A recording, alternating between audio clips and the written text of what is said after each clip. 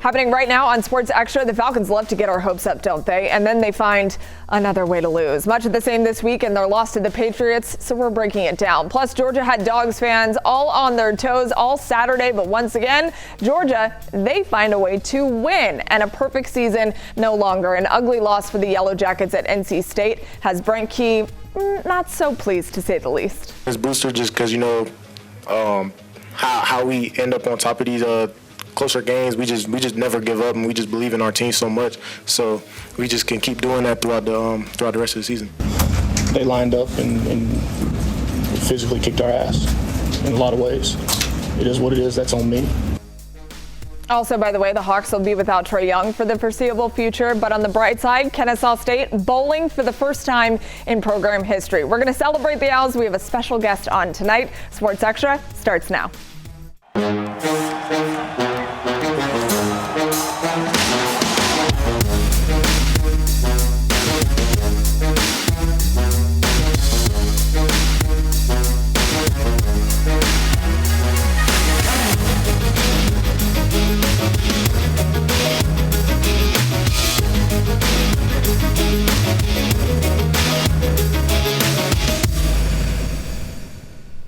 Welcome, everybody, to a happy rendition of Sports Extra. We're going to keep it positive just to start because home team, Brandon Leak and I, we're talking about another Falcons loss.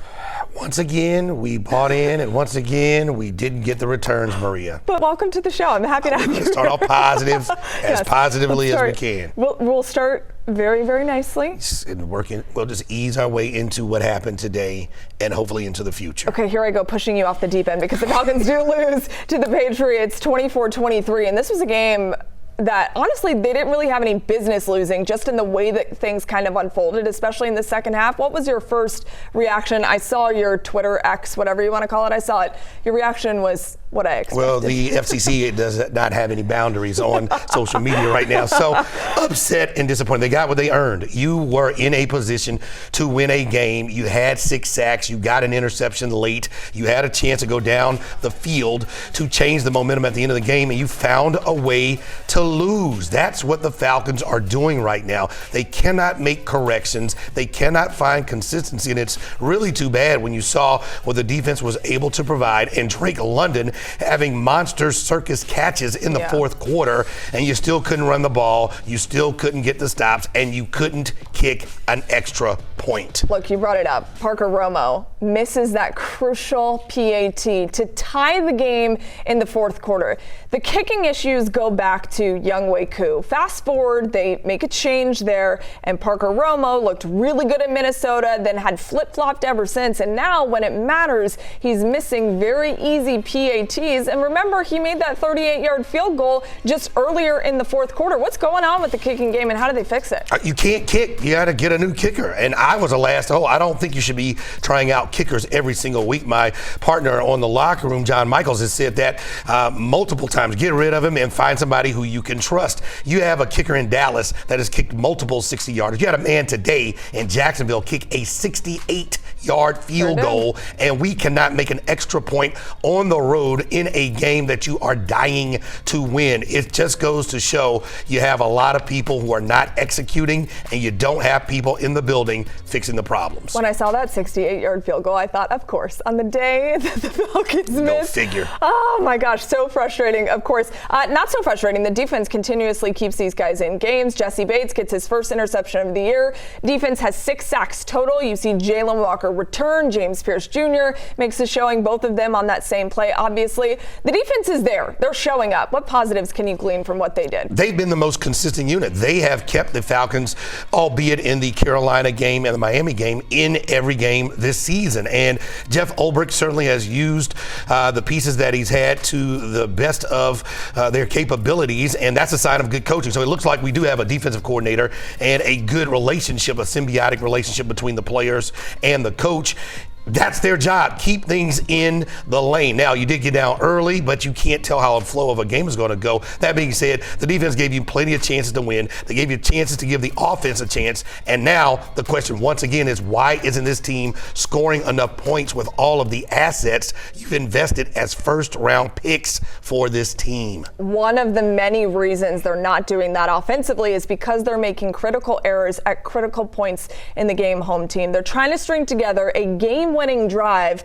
All meanwhile, Ryan Newsel snaps the ball early. Penix gets a little confused. He gets called for intentional grounding. And this is a point in the game where they had an opportunity to take the lead and to win. So these communication issues continue to happen for this team. Remember, Jake Matthews gets called for offsides in the play prior to this. What's happening with the communication issues and how come they can't fix it? It's a lack of discipline and a lack of focus. That's when you have to be your best at the end of games. Now, after the game, Raheem Morris said that the Patriots were simulating the snap on that snap that went awry from Michael Penix Jr. when he had the intentional grounding. But you still had a situation earlier in the fourth quarter where you had to take a timeout after a penalty because the play clock was winding down. How many times does the play clock have to get to 3, 2, 1 before you know you have made a bad situation worse? So these are things that have been going on since the start of the season. We're now past the midway point and things are still not cleaned up the way they should be. Yeah, I mean, you hit the nail on the head. These issues have continued to pop up throughout the season. They say one week they're going to fix it. We have hope in it. They do fix the red zone issues. They're perfect down there. Then they're bad on third down. It's just a wooden roller coaster, as one of our guests on Sports Extra had called it before. One more positive thing, Drake London, you mentioned him off the top of the show. A hat trick for him, 3 touchdowns, all of which were insane catches. His day feels wasted, but I don't want to waste it because what a performance by Drake. Yeah, Michael Penix Jr., the offense, off today, 1 for 10 on third downs, but near the goal line on fourth downs a couple of times, they were able to convert, including the touchdown. It should have been the game-tying situation, and Drake London is clearly ready for the moment. It is somebody you should be throwing to 13, 14 times a game, in my opinion. Anyway, you did that today. Hopefully we can find the balance. We didn't run for 100 yards today again, and where is Tyler Algier? 2 carries. There was a formula. Give it to Bijan Robinson, work in Tyler Algier, and find a way to make that work. That's gone away. I don't know what the solutions are with the same people in the building. Yeah, it's frustrating because ever since training camp, we looked at this offense on paper and we said they have so many weapons. They have so many pieces to the puzzle that can fire on all cylinders. Now they have a quarterback. I'm going back to what we said in training camp. Mike has had to learn very quickly and learn from his mistakes. It's not just him. There's a lot of pieces not working on this offense, one of which the run game has not been what we thought or think it can be. You mentioned that off the top of the show as well. We knew New England, they were the best run defense in the NFL heading into this game. Run game was going to suffer a little bit, but 3 straight games where the run game, which is supposed to be your bread and butter, is essentially non-existent. Where did the run game go, and how did they get back to it? It went to the sideline on third downs. When you don't convert on third downs, you limit how many plays you can run for the next series, for the drive, or for the game. And so a situation that where you're 3 for 21 on third downs the last 2 weeks, that's where the running game is. You don't have the opportunities to run plays and implement what was a devastating weapon in Bijan Robinson the first few games of the season. Here's another thing to mention. Matthew Bergeron leaving the game very early with a foot injury, and then Chris Lindstrom has an ankle injury. These are 2 pieces critical to the run game. Those guys up front, we'll see how that fares in the next coming days. We'll keep you posted on that. All right, guys, let's switch to something a little bit more happy. Dogs fans, you guys have been waiting for this. The return of Brock Bowers in his first game since September after dealing with a knee injury. He looked like he hasn't missed any time at all in the NFL. The former Bulldog scored his first touchdown of the year in unbelievable fashion in the Raiders-Jags game. I mean, just look at this thing. Unreal. We saw that in Athens, didn't we? He later scored a go-ahead touchdown late in this game as well. Okay, I'm bouncing all over the place from positive to negative to positive to negative. Back to the negative really quickly. We can't end this block without talking about Trae Young. He's going to be out with a MCL injury, right, for almost 4 weeks, if not longer than that. This is big for the Hawks, not only for Trae, but for this team who is very early in the season, who's trying to figure things out around Trae. What is his absence going to do to this team? Well, it shows Quinn Snyder and shows the players and shows the city what this team is with a core of players that looks like it's pretty good. Obviously, you want Trae Young there, but if he's not going to be, which he's not for a month, you're going to see what the chemistry, what the defense, and how the winning plays are made without him on the floor. Then the question is, when he returns, how does he come in once there has been a chemistry and a situation established where there are some people who are comfortable? So I think it's bad not to have Trae Young, obviously, but it's a good opportunity for the new guys to step up and find a way to help win games, because you don't want this season to be hinged on going up and down, up and down. They need to win some games, and they've done a really good job on the road so far. Yeah, and especially because this is early in the season, that gives everyone a little bit more of an opportunity to find that chemistry early on. Now, what happens if they do very well and then Trae comes back and then things revert? Yeah, that's Do we rough. have a situation here later in the season? Hopefully not. All right, coming up, Georgia with another fourth quarter comeback. We say that literally every single week. Also, the Jackets no longer undefeated. We've got a former Tech wide receiver, the superstar, joining us in studio to break down what went wrong for Tech. Let's turn the page to some college football, and when you see the guy at the far side, you know we're going to be talking about Georgia Tech at some point. Chase Lane back in the building, Glad to be former here. Yes, sir. superstar wide receiver for the Yellow Jackets. So happy to have you here. How's it going so far? It's been good. Glad to be back. I consider this almost like a second home. Love that. We've had some fun last season, so let's do it again. Okay, I cannot wait to talk about Tech, but we're going to start with Georgia. The Georgia Bulldogs, this is a team who constantly has to fight their way out of games and get in the win column, but they do so and have been doing that. Georgia-Florida game. Florida looked a little bit re-energized with their interim head coach. What do you think about that one overall? Like you said, Georgia, they've had a lot of games where they've had to come from behind. I think 6 of their SEC games they've had to do that. And so, they're a well-coached team. And so when you have a guy like Kirby Smart and the rest of the coaching staff that they have there, it's kind of hard to put them away. Last year we took them to 8 overtimes. And so with a team like that, you got to put them away when you can. And so they get it done time and time again, and that's just what they're going to do. My goodness, if you are a Falcons fan and you're a Bulldogs fan, I would love to check your heart rate at all times, because you need some help. You're probably stressed out a little bit. That's a team that certainly does it to you every single Saturday. But the Georgia offense, they tend to get off to these slow starts. Chase mentioned it. They have trailed late and early in all 6 of the SEC games they played. So if you like drama, the Georgia Bulldogs, they are for your home team. This fast start situation that Kirby talks about, loves for the offense to get out to a fast start. They're not doing that. Why? That is the $10,000 question, because the play calls look like there just comes up to a couple of third downs. They haven't been converting. I think the silver lining is they're well coached, so they become a different team in the fourth quarter. In the fourth quarter, they get the third down conversions. In the fourth quarter, they get the touchdowns they need. In the fourth quarter, they get the defensive stops that they need. Obviously, Kirby Smart wants this thing to be fixed, but at some point, we're getting towards the end of the season. Maybe this is just the makeup of who this team is for whatever reason, and it's okay. It's just, as a Bulldog fan, you used to have things pretty much in order, and now you have to hold on until the end to find out. Yeah, I know. It's frustrating to watch them go up and down. But look, if they're getting wins, that's about as consistent as you can be in college football. It's just when you're getting to the playoffs, that's when you really start to worry about whether or not they can actually withstand 4 quarters against someone else. Their defense, they've had a lot of issues this season. Chase, if you want to take this one.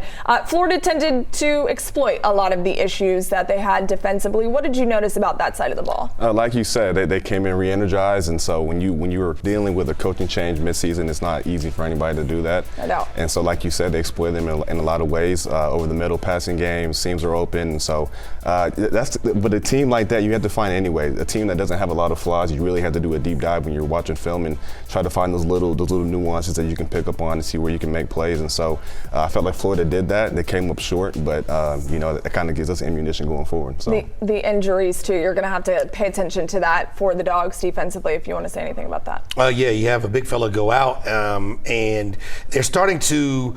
They've been in a place where Georgia's had injuries early, people came back, now they're injuries late.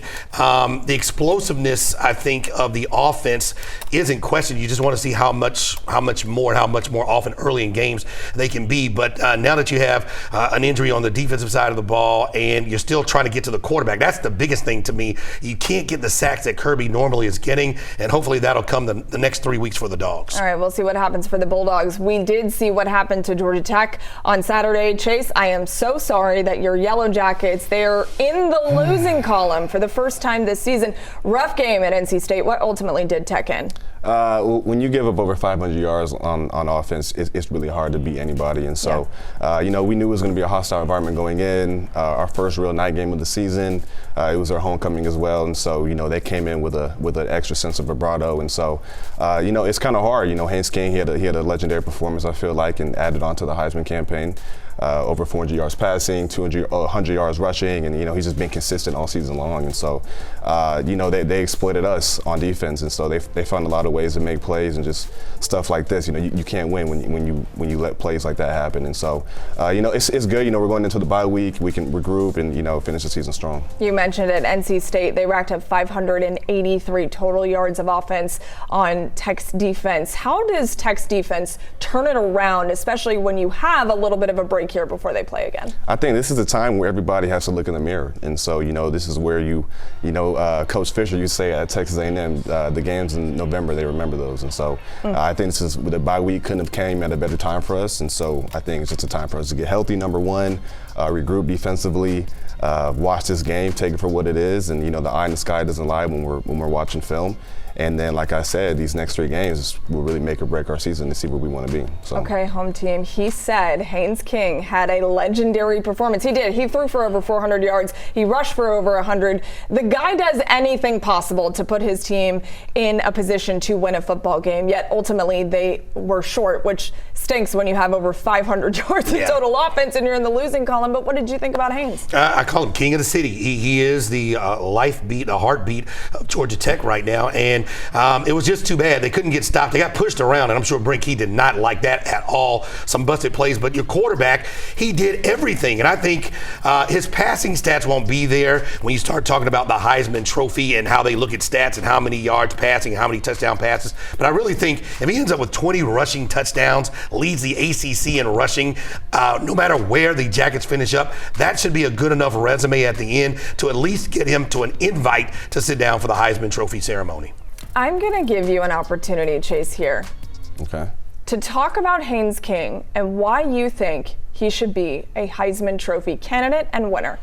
I think when you look at the body of work, I think when you look at when Haynes arrived at Georgia Tech back in the spring of 2023 and where that program was pretty much the laughingstock of not only college football but the ACC on top of that, and to see where we've taken it, and just me being a part of the first 2 years of that initial year Coach Key came in and seeing where Haynes has taken the program. When you think of Georgia Tech football, like that is Haynes King, and he embodies that entire program. And Coach Key has alluded to it.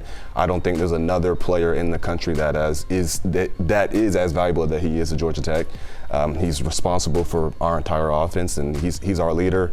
Like you said, he's the king of the city, and he constantly is finding ways to put the team on his back, make plays in the biggest of moments and the crucialest of moments, and just he's the overall gamer. I hate they lost that game. I know. 400 yards passing, 100 yards rushing. If they had won that game and still been undefeated, it was still a great game. But people like when you win to accentuate your accolades, and that would have been phenomenal. Man, putting up 500 yards of offense to go into a Heisman potential run. There's still a path to an ACC championship for Georgia Tech. Still a path to the college football playoffs. Everything still in front of Georgia Tech. Coming up, let's talk about Kennesaw State for a second. Going bowling for the first time in program history. Head coach Jerry Mack, he joins the show to talk all things Owls. That's next.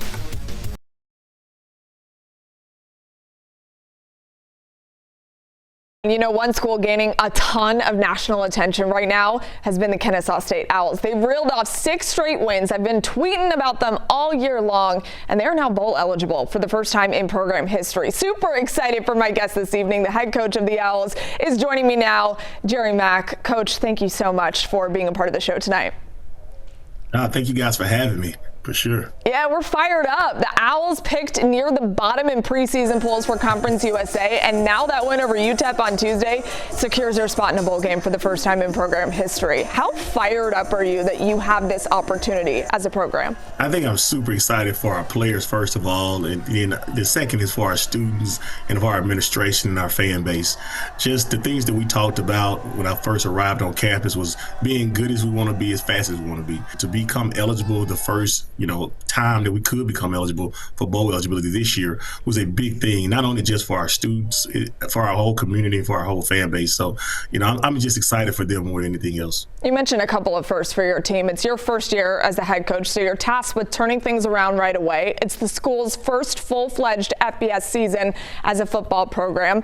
What has been the driving force behind your success in getting your entire program to buy in as fast as you have?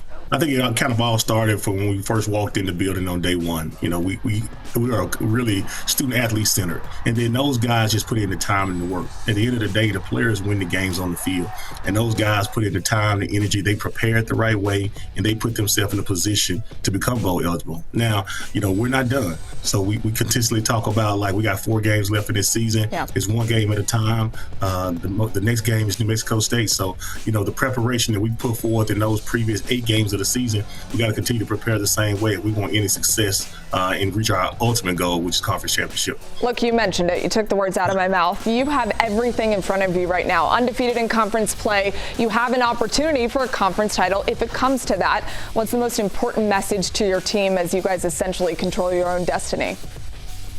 One day at a time. Tomorrow's Monday, and we're going to try to be the best version of ourselves on Monday. And it all starts with the way we prepare and the way we go about our business. You're in a perfect state for college football. There's also a lot of strong opinions when it comes to which teams people root for in this state.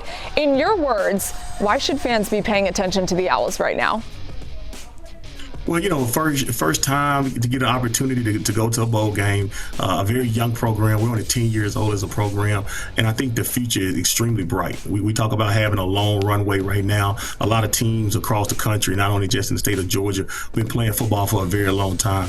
You get a chance to actually make history here. It's a very exciting brand of football, and in our fan base, we just want you to come out and support us. And they do that. Fifth Third Bank Stadium has been rocking so far this season. Coach, thanks so much for the time. Appreciate it. We are watching what you guys do the rest of the way.